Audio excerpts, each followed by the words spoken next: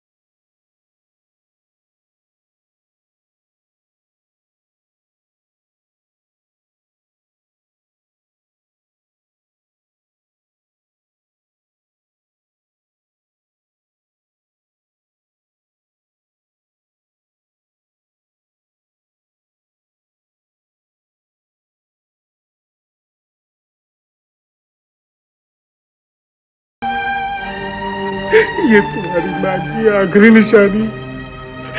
शादी की पहली सालगिरह उसने मुझे दिया था।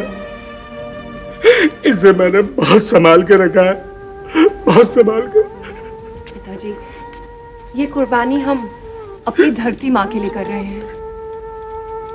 मेरी माँ की आत्मा इन विदेशी वस्त्रों में कभी नहीं बस सकती, जिसे आप धरोहर के रूप में संभाले रखे हुए हैं। बेटी, ये छोटी छोटी चीजें ही तो है जो तेरी माँ की यादों का सहारा है। इसे मैं कैसे भुला दूं? पिताजी, अगर आज माँ जीवित होती ना, तो आपके इस जज्बात को कभी जायज नहीं समझती। और फिर एक विदेशी कपड़े से इतना मोह जायज हो भी नहीं सकता। पिताजी, हम एक गुलाम देश के नागरिक हैं और हमारे हर जज्बात देश की आजादी से जुड़े होने चाहिए। बेटी, मैं तुम्हारी बात से इनकार नहीं करता। तुम्हारी माँ की निशानी तो तुम दोनों हो, फिर मुझे इसकी क्या जरूरत है? ले जाओ इसे और जला दो इन विदेशी वस्त्रों की होली।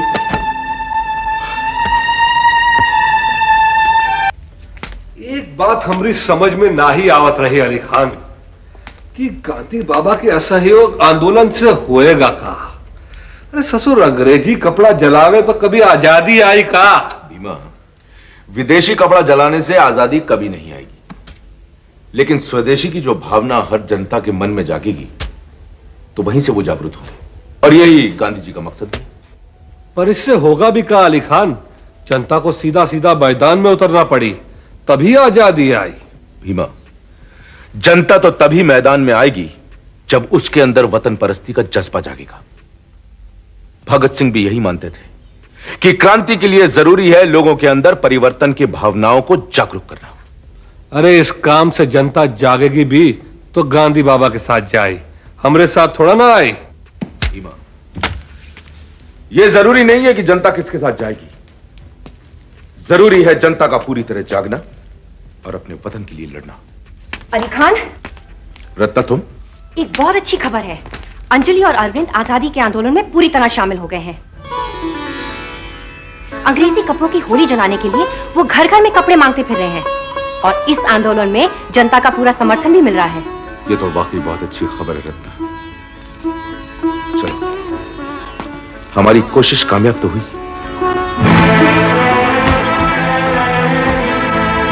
हम ये विदेशी कपड़े नहीं पहनेंगे। वंदे मातरम, वंदे मातरम, वंदे मातरम, वंदे मातरम, वंदे मातरम, वंदे मातरम।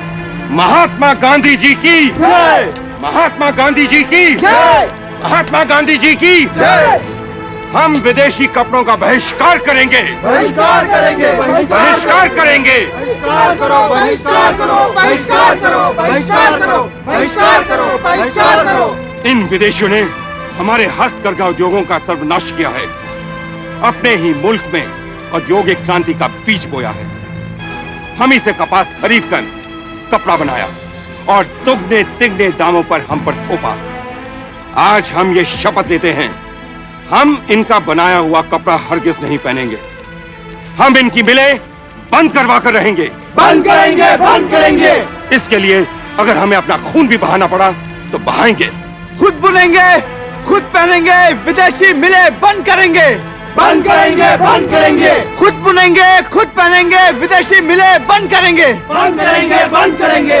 छात्रों, फिरंगियों की मिलों में बने इन कपड़ों की हम होली चलाएंगे।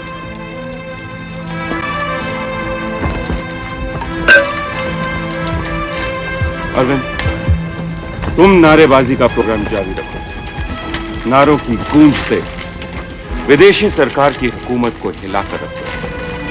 मुझे तो रोक दिया जा रहा है, वहां लोग मेरा इंतजार कर।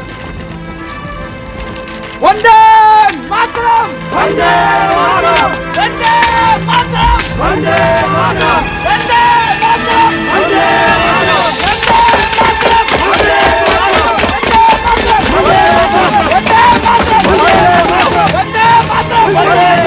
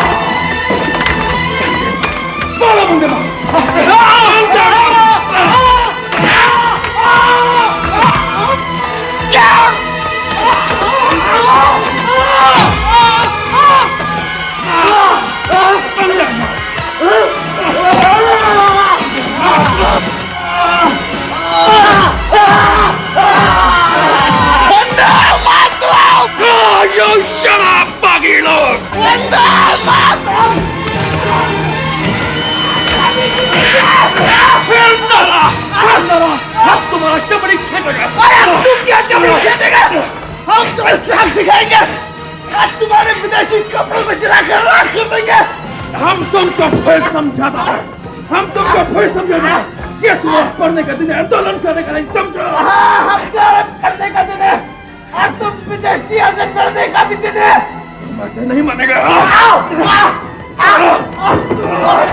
वंदे मातरम, गांधी जी की जय, गांधी जी की जय, गांधी जी की जय। अगर तुम ये आंदोलन का रास्ता छोड़ देगा तो हम तुम्हारा सजा माफ कर देगा। अरे अफसर, हमें माफी नहीं, हमें आजादी चाहिए। हम लोग गांधी जी के सैनिक हैं, अहिंसा के पुजारी। तुम्हारी हिंसा के सामने घुटने नहीं फेंकेंगे। हम तुम्हारे ये घुटने तोड़ देंगे। ये तुम्हारा पढ़ने लिखने का दिन है, जाकर पढ़ो लिखो, तुम्हारा फ्यूचर चौपट हो जाएगा और करियर तबाह। अरे तुम विदेशी सौदागर ने हमारा फ्यूचर तो तबाह कर ही दिया है। अब तो अपना करियर सोचने से पहले हम लोग अपना देश का फ्यूचर सोचना ज्यादा अच्छा समझेंगे। तुम हमारे सामने से बांध चलाता है, हम तुम्हारा भी बोलती बंद करेंगे। बंद करो ये अत्याचार। वैशी जैसा नहीं, इंसान से इंसानों जैसा बर्ताव करो। ये गैर कानूनी मारपिटाई का आपको कोई अधिकार नहीं है। लेक्चर अमर सिंह, ये लेक्चर अपने कॉलेज में जाके दो। ये पुलिस स्टेशन है, तुम्हारे कॉलेज का कोई क्लासरूम नहीं। अंडरस्टैंड? डॉक्टर साहब, हमें क्या करना है क्या नहीं ये हम अच्छी तरह से जानते हैं, आपको बताने की कोई जरूरत नहीं।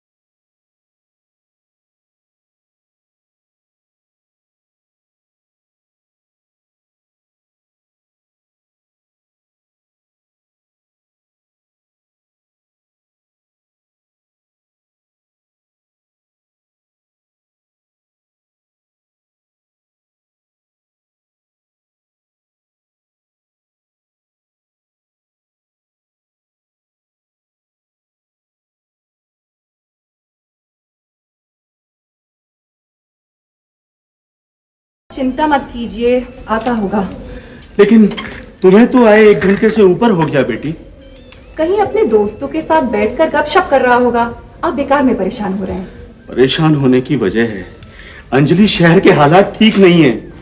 गांधीवादियों का आंदोलन चल रहा है, विदेशी कपड़ों की होली चल रही है।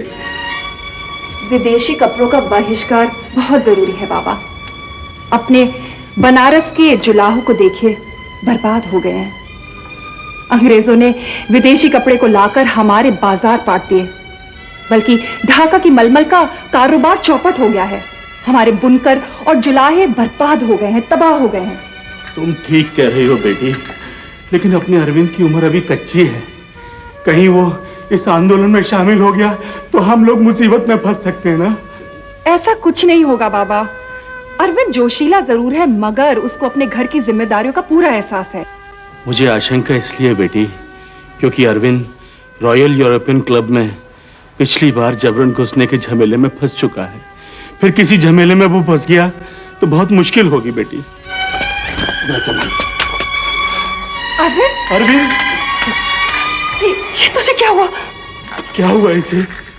वही जो आजकल हर हिंदुस्तानी के साथ हो रहा है। जगह जगह विदेशी कपड़ों को जलाया जा रहा है। विदेशी कपड़ों को जलाकर होलियां मनाई जा रही। इसने भी अपनी आहुति डाल दी। पुलिस वालों ने इसे गिरफ्तार कर लिया। कुछ बैंतों की सजा मिली। बस सजा की वही सौगात लेकर घर आ गया। फिर तो तुझे जरूर अंदरूनी चोट लगी होगी। मैं अभी हल्दी और दूध लाई। अरे तुझसे किसने कहा था आंदोलन में शामिल होने के लिए?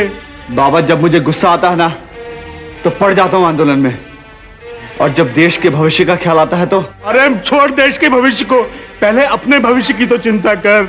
बाबा, अगर सब लोग यही सोचते तो देश की चिंता कोई नहीं करेगा। ये बड़ी बड़ी बातें मत झाड़, घर की तरफ देख। जानता है ये घर कैसे चलता है? तेरी बहन नौकरी करती है, वहां से वेतन लेके आती है, तब ये घर चलता है। तेरी पढ़ाई चलती है। जिस दिन वो शादी करके ससुराल चली गई ना, तेरी पढ़ाई कहीं नहीं रहेगी और तू दाने दाने के लिए मोहताज हो जाएगा। मेरा क्या, मैं तो बूढ़ा आदमी हूं। आज मरा कल दूसरा दिन, लेकिन तेरा क्या होगा? बाबा, एक तो बेचारे को चोट लगी है और आप उसे डांटे जा रहे हैं। अरविंद, ले दूध पी और जाके आराम कर। बाबा, आप परेशान मत होइए, जाइए आराम कीजिए। मैं अरविंद को संभाल लूंगी। अच्छा प्रोफेसर साहब, इजाजत दीजिए, चलता हूं। अमर, हाँ अंजलि, तुम अरविंद को यहाँ लेकर आए, इसका शुक्रिया मैं कैसे अदा करूं? अंजलि, ये शुक्रिया लफ्ज हमारे बीच में कब और कैसे आ गया? थोड़ा रुको ना, शरबत पी के जाओ। फिर कभी। क्यों? शरबत मैं उस दिन पीऊंगा जिस दिन मैं तुम्हारे पापा से तुम्हारे बारे में बात करने आऊंगा। चलो। अमर, सुनो बेटा। जी प्रोफेसर साहब। बेटा, मुझे गलत मत समझना। आजादी मुझे भी प्यारी है, लेकिन मैं अरविंद से भी प्यार करता हूं। मैं चाहता हूं कि वो डिग्री हासिल कर ले, फिर जो चाहे कुछ करे। प्रोफेसर साहब, मैं आपकी भावनाओं को अच्छी तरह से समझता हूं। आपको गलत समझने की जुर्रत कभी नहीं कर सकता, लेकिन फिर अरविंद भी जो कर रहा है गलत नहीं कर रहा। तुम तो जानते हो बेटा, ये अंग्रेज कितने जालिम हैं, इसलिए अरविंद को लेकर मेरा मन धड़कता रहता है। मन में तरह तरह की शंकाएं उठती रहती हैं। शंकाओं से बिल्कुल मुक्त हो जाइए प्रोफेसर साहब। आज डोनो के ऑफिस में अगर आप अरविंद को देखते तो आपका सर गर्व से ऊंचा उठ जाता। एक भाग्यशाली पिता को ही ऐसा बेटा मिल सकता है।